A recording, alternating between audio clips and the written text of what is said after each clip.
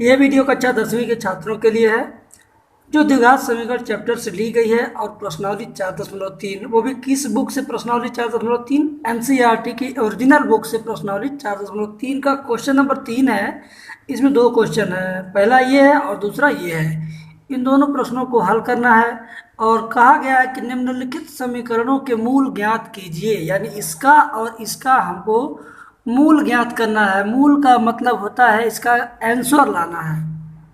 मूल का मतलब होता है आंसर लाना इसका।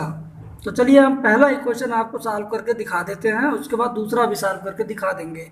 तो पहला x का x में गुणा कर दीजिए तो होगा x² - 1 by x equal to 3/1 करके तिरछी तिरछा गुणा कर देंगे तो 1 का x² में होगा तो x² - 1 इक्वल टू x का 3 में होगा तो 3x और x² 3x बाएं पक्ष में आएगा -3x और ये -1 इक्वल टू 0। तो अब क्या करना है, अब यहाँ पर आपको गुणनखंड विधि से तो इसका हल संभव नहीं है, तो इसे हम श्रीधराचार्य के सूत्र से हल करेंगे। श्रीधराचार्य का सूत्र मतलब यही वाला सूत्र।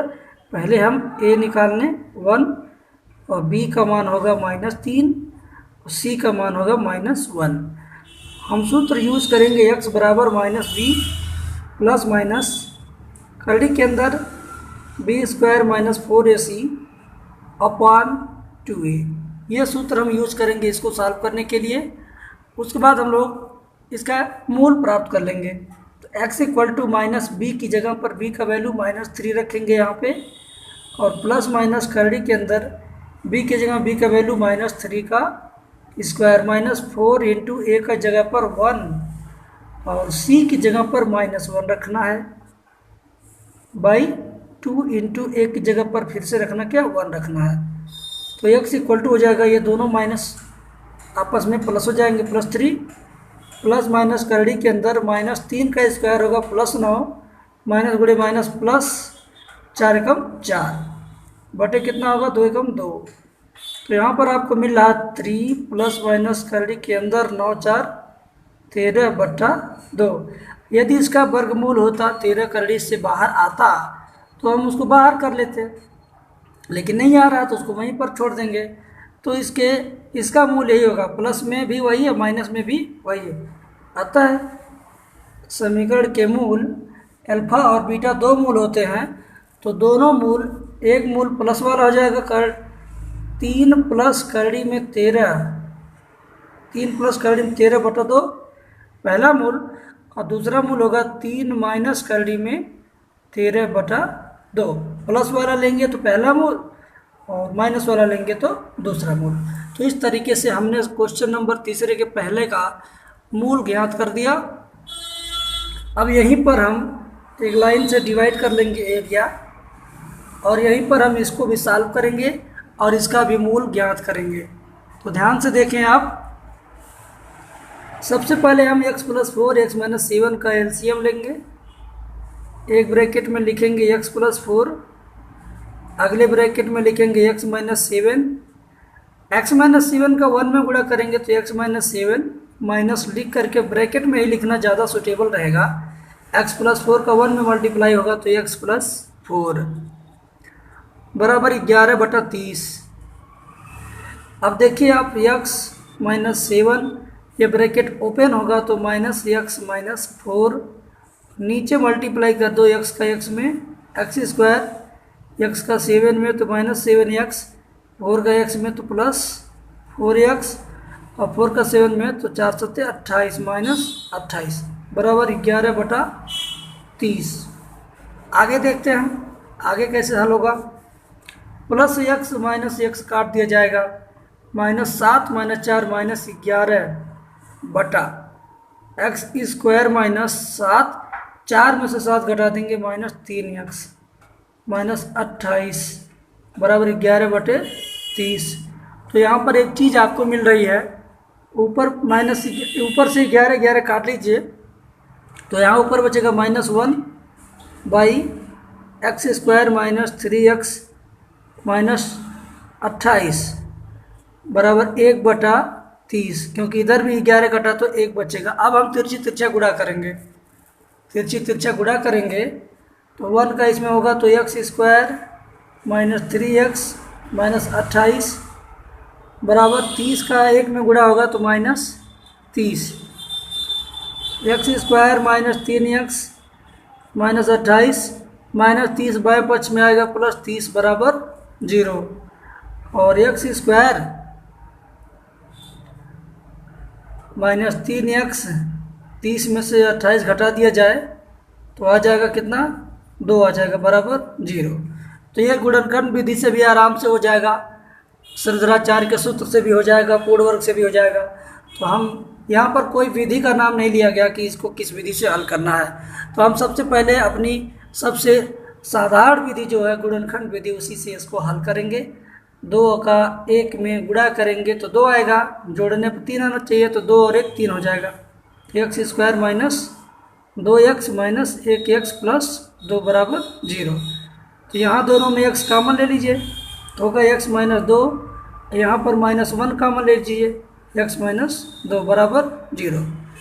तो x माइनस 2 एक ब्रैकेट में, अगले ब्रैकेट में x माइनस 1 इक्वल टू 0। तो x माइनस 2 इक्वल टू 0 कर देंगे तो x इक्वल टू आएगा 2, और यहाँ पर x माइनस 1 इक्वल टू 0 करेंगे तो x इक्वल टू आएगा 1। अतः द्विघात समीकरण के जो दोनों मूल हैं, एक मूल है 2 और एक मूल है 1, ये हुआ इसका आंसर। और इस प्रश्न के लास्ट में यहाँ पे लिखा हुआ था, आपको कंफ्यूज करने के लिए, आप किताब देखेंगे तो बगल में लिखा हुआ है x is not equal to 4 and is not equal to 7, यानी x का मान 4 नहीं आना चाहिए और x का मान 4 नहीं आना चाहिए, और कितना नहीं आना चाहिए 7 नहीं आना चाहिए, -4 दिया -4। तो x का मान -4 ना आए और 7 नहीं आए, तो इसका कोई ज़्यादा मतलब नहीं होता। बस आप काम अपना कीजिए, आपका जो आंसर आएगा वही आपका आंसर होगा। बुक्स में कभी कभी कन्फ्यूजन के लिए आपको दे दिया जाता है। तो आगे बढ़ेंगे हम और अगला सवाल हल करेंगे, सवाल नंबर 4 हल करेंगे। सवाल नंबर 4 इबारती सवाल है। लिखा गया है कि 3 वर्ष पूर्व रहमान की आयु का व्युत्क्रम और अब से 5 वर्ष बाद आयु के व्युत्क्रम का योग 1/3 है। तो ध्यान से आप यहाँ पर सुन लें, उसके बाद समझें। कहा गया है कि 3 वर्ष पूर्व और फिर कहा गया है कि 5 वर्ष बाद, यानी आज जो रहमान की उम्र है, वर्तमान उम्र, उसको पहले हम लोग x मान लेंगे, लिख देंगे माना रहमान की वर्तमान उम्र बराबर x वर्ष। प्रश्न के अनुसार हम लोगों को लिखना है कि 3 वर्ष पूर्व इसकी आयु 3 वर्ष पूर्व कितना रहा होगा। 3 वर्ष पूर्व रहमान की आयु बराबर x माइनस 3 रही होगी, और अब से 5 वर्ष पश्चात, 5 वर्ष पश्चात रहमान की आयु बराबर x प्लस 5 होगा। प्रश्न में क्या दिया है? प्रश्न में दिया है, मैं आपको पढ़ के पहले बताऊंगा, उसके बाद लिखूंगा।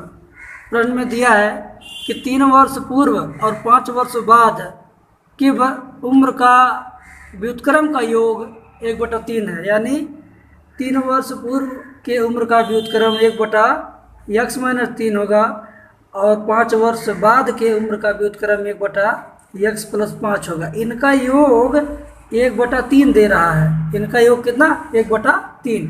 अब इसे ही हल करेंगे हम लोग किसी भी विधि से। इबारती प्रश्नों को हल करने के लिए हम किसी भी विधि का इस्तेमाल कर सकते हैं। अब यहाँ पर एलसीएम लेंगे x माइनस 3 का और x प्लस 5 का। x प्लस 5 का यहाँ गुणा हो गया और प्लस x माइनस 3 का यहाँ गुणा हो गया, बराबर 1/5 हो गया। अब यहाँ x और x जोड़ दिया जाएगा। मैं यहीं पर हल करूँगा, बगल में जगह बना रहा हूँ। आप लोग कॉपी में असर मत कीजिएगा बोर्ड परीक्षा में।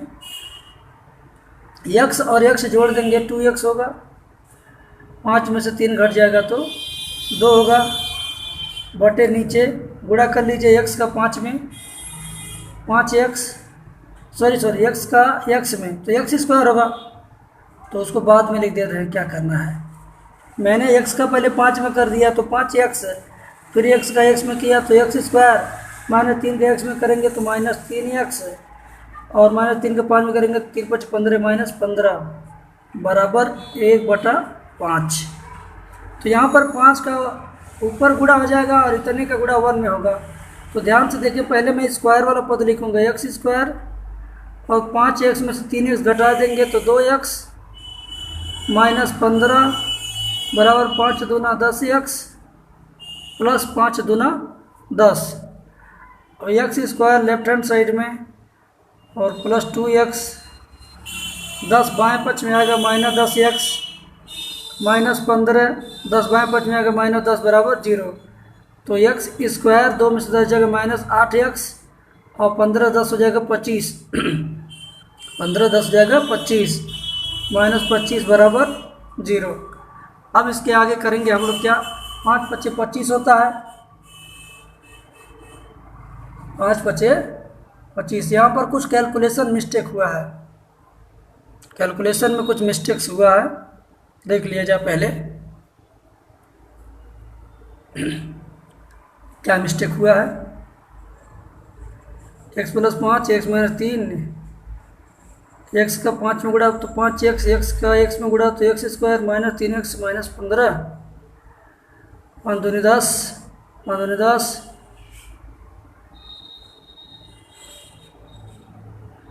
और -15 बराबर कितना हो गया,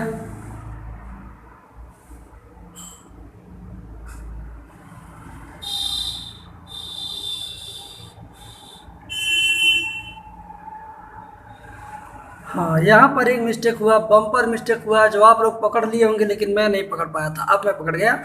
यहाँ 1/3 है तो यहाँ भी 3 रहेगा और यहाँ भी 3 रहेगा, और 3 का मल्टीप्लाई होगा 3 2 जा 6x और 3 2 जा 6, ये 6 है।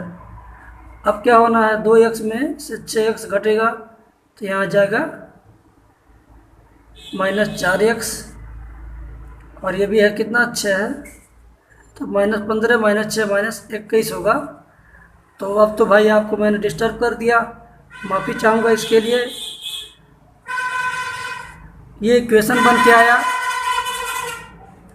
7 तरीके 21, 7 में 3 जाएगा 4, तो x square -7 3x plus 3x -21 बराबर 0। x कॉमन ले लेंगे तो x -7 प्लस 3 कॉमन लेंगे x -7 बराबर 0, तो x -7 एक ब्रैकेट में, अगले में x प्लस 3 = 0, तो x -7 = 0, तो x आ जाएगा कितना 7 आ जाएगा, तो x = 7 आ जाएगा, तो x = 7 ही उसका आंसर है। रहमान की वर्तमान उम्र 7 वर्ष है, और इसको जब हम लोग निकालेंगे तो आ जाएगा माइनस में, और उम्र ऋणात्मक नहीं होती है, इसलिए ये वाला आंसर रॉन्ग है और ये वाला आंसर राइट है। मैं माफ़ी चाहूँगा, इस वीडियो के अंत में मैंने इसमें ज़्यादातर काट पीट कर दिया है, लेकिन फिर भी मैंने समझाने की कोशिश किया है।